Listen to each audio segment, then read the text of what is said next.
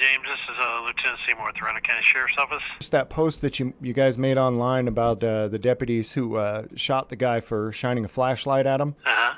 And I just wanted to reach out and say I'm proud of y'all for what you're doing. Well, I appreciate it. I would be justified in doing what your deputies did, wouldn't I? It's one of those deals where, obviously the easiest way to answer that is when people are in fear for their safety and stuff, they have a right to protect themselves, and that's what we believe our officers did. So, right. Yeah. If a civilian did the same thing, obviously, just like anything else, there'd be an investigation, but, a person who's in fear for their safety has a right to protect themselves. So. Right. And I think more people out there need to understand that, at night when somebody shines a flashlight at you, you've got the right to shoot them. Flashlights can be attached to guns. So what do you think about these DWI checkpoints where cops shine their flashlights into people's cars? Do you think those cops should get blasted in the face for that? You don't know if it's a cop because that light blinds you, and that light could be attached to a gun. So I think it's a natural reaction then in any situation, right?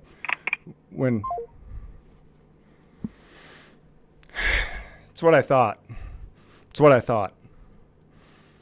Hey guys, last week I shared a video with you where Randall County, Texas Sheriff's Department made a post on their Facebook page, a press release, letting the public know that they had pulled somebody over for allegedly running a stop sign, that somebody shined a flashlight at them. As a result, the deputies shot the person that shined a light at them. When the department originally made the press release, there was nothing but comments praising them for shooting a guy for shining a light at them. But after I shared the post on my Facebook and published the video here, you guys went to the Facebook page and balanced out the comments. And I sincerely appreciate every last one of you for that. Now, every time that I do a story like this, I do attempt to reach out and contact somebody at the government entity or department, which I did do with Randall County Sheriff's Department, but they didn't get back to me before I published the first video. Usually, when they don't get back to me immediately, they don't get back to me at all. So I started just publishing things when I don't get immediate calls back.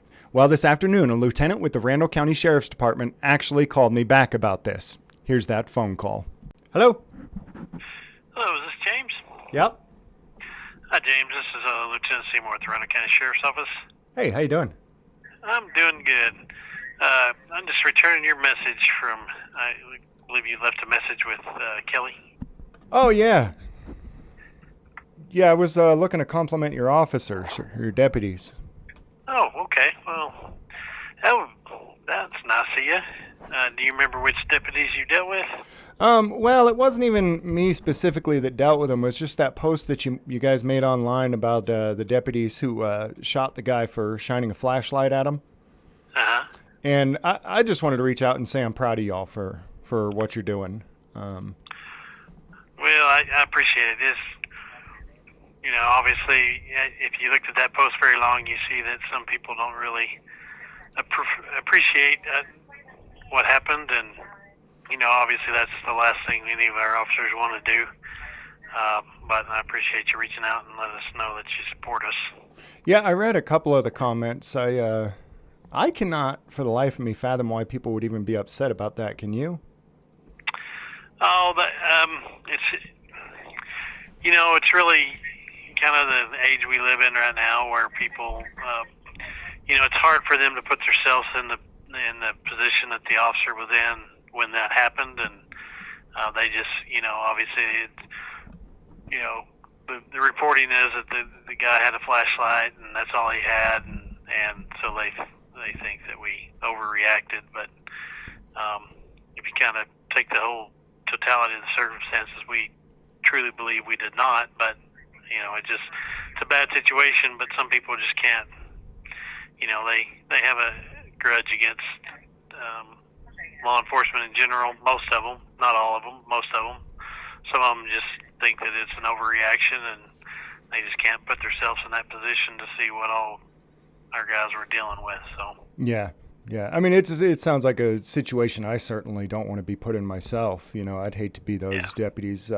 Did they end up finding a firearm or anything on the suspect after the fact, or?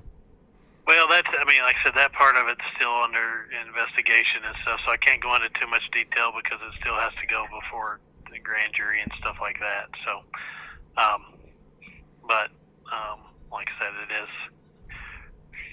not. It's never, whether it's this incident or others. It's never as cut and dried as some of the reporting makes it seem.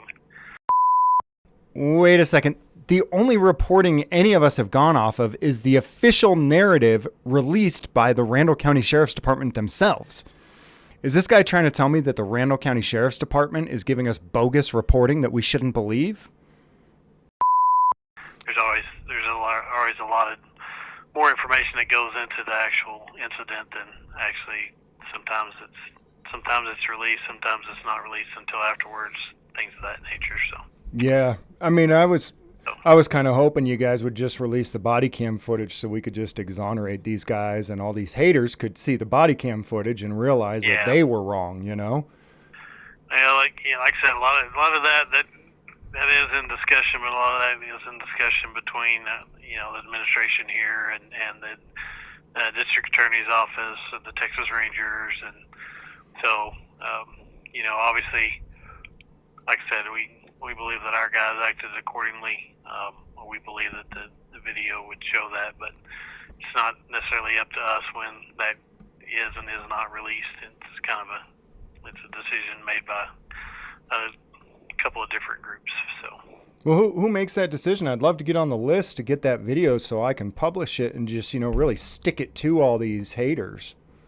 Yeah, well, like I said, that's something that's in discussion right now. So we kind of have to wait to see when that'll be released. I believe it will be released at some point, but like I said, a lot of it's still ongoing. Like I said, it still has to, these incidents usually end up in front of a grand jury. So we gotta wait for that process to play out. So for it to go in front of a grand jury to possibly charge the deputies for protecting their own lives, or to charge the other guy. It's a process that usually that's involved in usually all officer-involved shootings. So it's like I said, it'll play out in the next week and a half or so. I don't know when the grand jury meets again. I'm not sure, not exactly sure, but we should have some of this information in the next week or so. You're not telling me, though, that these deputies have a chance of having charges on them go before a grand jury, are you? I can't say either way. Like I said, obviously from my aspect of it, I don't believe that'll be the case. But like I said, there is a process that we have to follow in reference to the grand jury in reference to our actions. So that's pretty much all I can say about that. So. All right. Well, in general, this seems like a reasonable thing. If I were, so this is the type of thing like it. So I would be justified in doing what your deputies did, wouldn't I? It's one of those deals where, obviously the easiest way to answer that is when people are in fear for their safety and stuff, they have a right to protect themselves, and that's what we believe our officers did. So, right. If a civilian did the same thing, we would obviously, just like anything else, there'd be an investigation, but, a person who's in fear for their safety has a right to protect themselves. So. Right. And, I was in a similar situation. It wasn't in the state of Texas, though. I was out walking, and my neighbor was across the street walking his dog, and he shined his flashlight over at me, and I shot him twice because I believed that the flashlight was mounted to a gun, right? Okay. And so, I get the situation. Anytime somebody shines a flashlight at me, you better believe they're getting shot because a light could be attached to a gun, right? Right. Depending on the circumstances, the time of day, and all that stuff. It's if you can't see, you can't see, and right. So, right, and especially at night. You don't have any reason why that would happen. It's like, things like that happen. And I think more people out there need to understand that, at night when somebody shines a flashlight at you, you've got the right to shoot them. It's, flashlights can be attached to guns, and therefore in any situation at night where you can't see well and somebody shines a flashlight, you should be shooting that person for your own safety.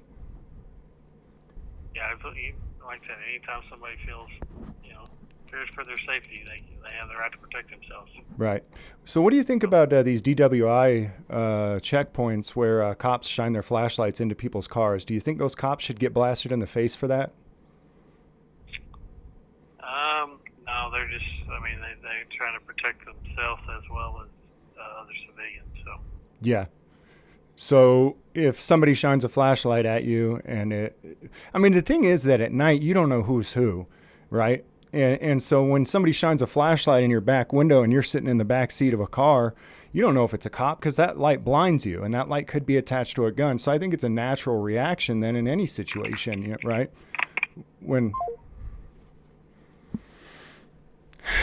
It's what I thought.